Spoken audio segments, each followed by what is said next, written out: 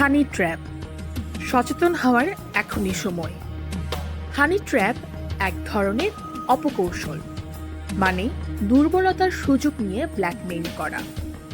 বাংলায় যাকে বলে ভালোবাসার ফাঁদ।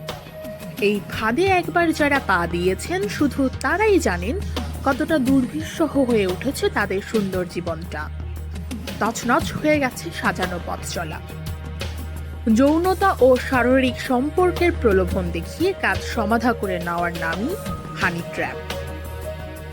এটা হলো যৌনতার প্রলোভন, আর এই প্রলোভন দেখিয়ে বিপক্ষ লোকজন কিংবা কোনো গোষ্ঠী থেকে তথ্য হাতিয়ে নেওয়ার চেষ্টা করে অপরাধীরা। শুধু কি তথ্য, টাকা পয়সার সঙ্গে ধুলোয় মিশে যায় ফাঁদে পা দেওয়া ব্যক্তির সামাজিক সম্মানটুকু। নিছক মজা করার জন্য এই ফাঁদ পাতা হয় না। গুরুত্বপূর্ণ ব্যক্তি যেমন রাজনৈতিক নেতা, ব্যবসায়ী বা গোয়েন্দাদের কাছ থেকে তথ্য হাতিয়ে নেওয়াই থাকে এর উদ্দেশ্য। গত বেশ কয়েক বছর ধরে গল্প, সিনেমার, নাটকের মতো বাংলাদেশের সমাজ জীবনেও হানি ট্র্যাপের চিত্র ফুটে উঠেছে। সুন্দরী ললনাদের নিয়ে অভিসারে গিয়ে নিঃস্ব হয়েছেন অনেকে। ক্ষুণ্ণ হয়েছে সামাজিক মর্যাদা। কখনো কখনো ভাইরাল হয়েছে তাদের সেই সব ভিডিও।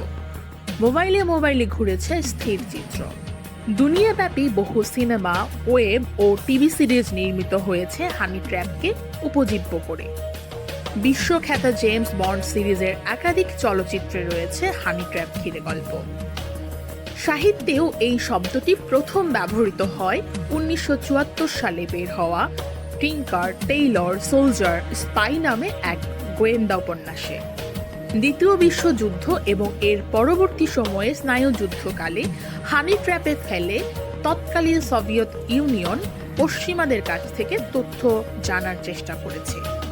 মস্কোর কাছ থেকে তথ্য হাতিয়ে নিতে একই পদ্ধতি অবলম্বন করেছে পশ্চিমারাও।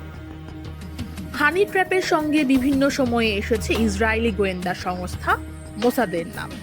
পরমাণু শক্তিধর আমাদের দুই প্রতিবেশী দেশ ভারত ও পাকিস্তানের সামরিক গোয়েন্দাদের বিরুদ্ধেও হানি ট্র্যাপে ফেলে পরস্পরের তথ্য হস্তগত করার অভিযোগ আছে।